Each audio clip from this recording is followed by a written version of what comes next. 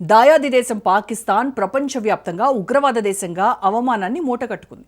ఉగ్రవాదులను పెంచి పోషిస్తూ నరమేధానికి పాల్పడుతోంది. అలాంటి పాకిస్తాన్లో ఓ మహిళ పుట్టింది, అక్కడే పెరిగింది కూడా. తీరా సీన్ కట్ చేస్తే భారత్లో ప్రభుత్వ ఉద్యోగం చేస్తోంది.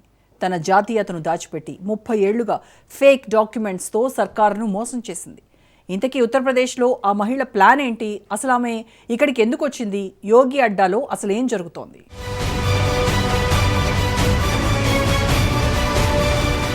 సీఎం యోగి అడ్డాలో పాకిస్తానీ మహిళ. 30 ఏళ్లుగా ప్రభుత్వ ఉద్యోగం చేస్తున్న ఫర్జానా. భారత్లో పాకిస్తాన్ మహిళ ప్లాన్ ఏంటి?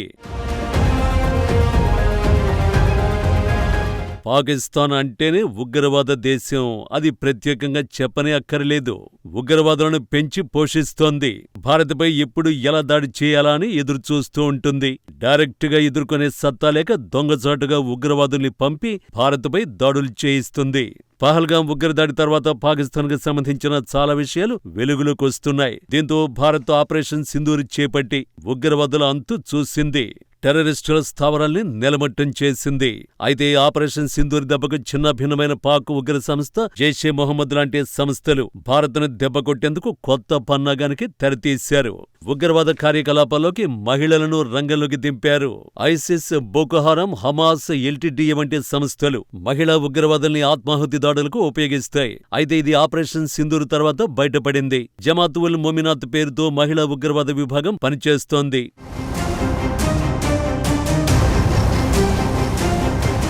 Poonch line of control LOC వద్ద పాకిస్తాన్ మహిళ భారత్లోకి చొరబడేందుకు ప్రయత్నించింది. ఆమెను గుర్తించి సైనికులు అదుపులోకి తీసుకున్నారు. ఆ మహిళ షహనాజ్ అఖ్తర్గా గుర్తించగా పాక్ ఆక్రమిత కశ్మీర్కి చెందిన మహిళ అని నిర్ధారించారు. విచారణలో ఆ మహిళకు జైషే మొహమ్మద్తో లింకులున్నట్టు తేలింది. అంతేకాకుండా సరిహద్దులు దాటే ముందు ఆ మహిళ పాకిస్తాన్ సైనికులతో మంతనాలు సాగించినట్టు కూడా తెలుస్తోంది.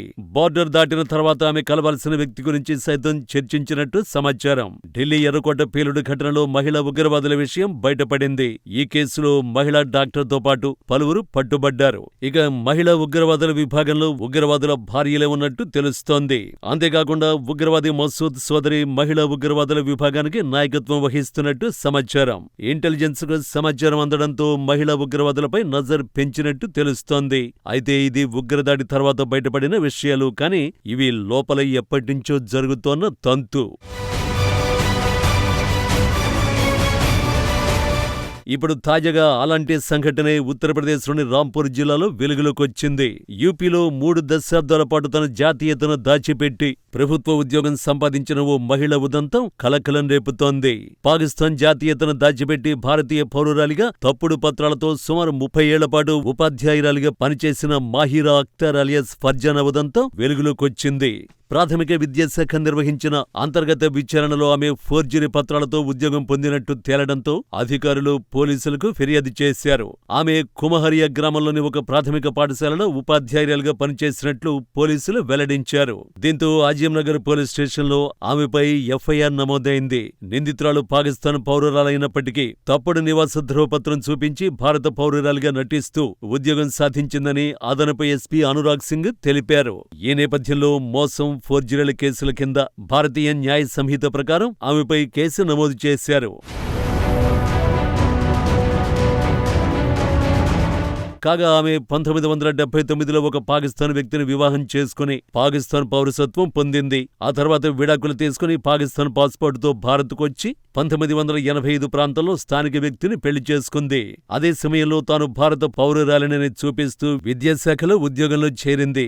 ఆమె అసలు పౌరసత్వం బయటపడ్డంతో విద్యాశాఖ ముందుగా సస్పెండ్ చేసి అనంతరం ఉద్యోగం నుంచి తొలగించింది. ఆమెపై భారతీయ న్యాయ సంహితలోని సెక్షన్లు 318(4), 336, 338, 340 కింద ఫోర్జరీ, మోసం కేసులు నమోదు చేశారు.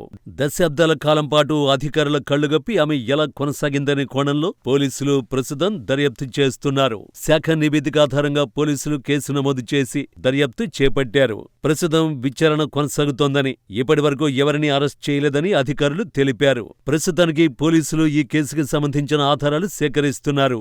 నిందితురాలు పాకిస్తాన్ పాస్పోర్ట్ పై వచ్చి ఇక్కడ స్థిరపడినందున ఆమెకు ఇక్కడ ఎవరెవరు సహకరించారు సేకరించారు.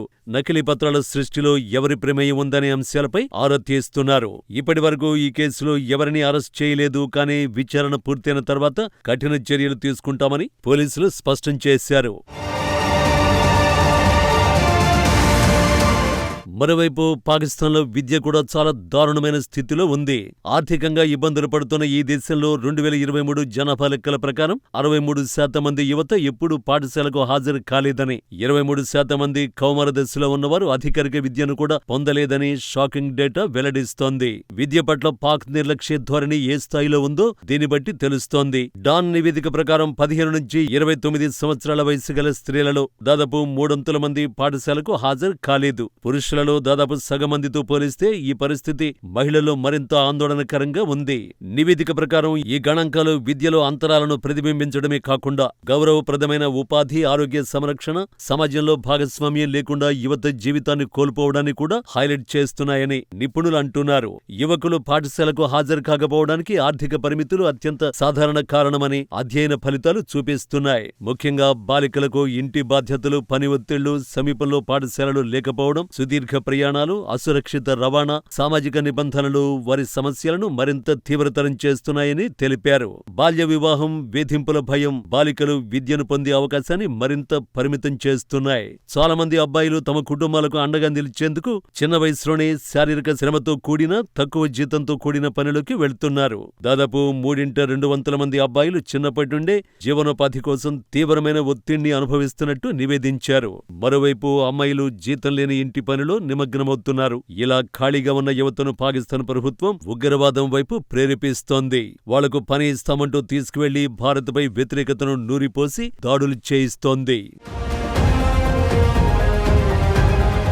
అయితే ఇప్పుడు అలాంటి ఘటన యోగి ఆదిత్యనాథ్ ఇలాకాలో జరగడం సంచలనం సృష్టిస్తుంది.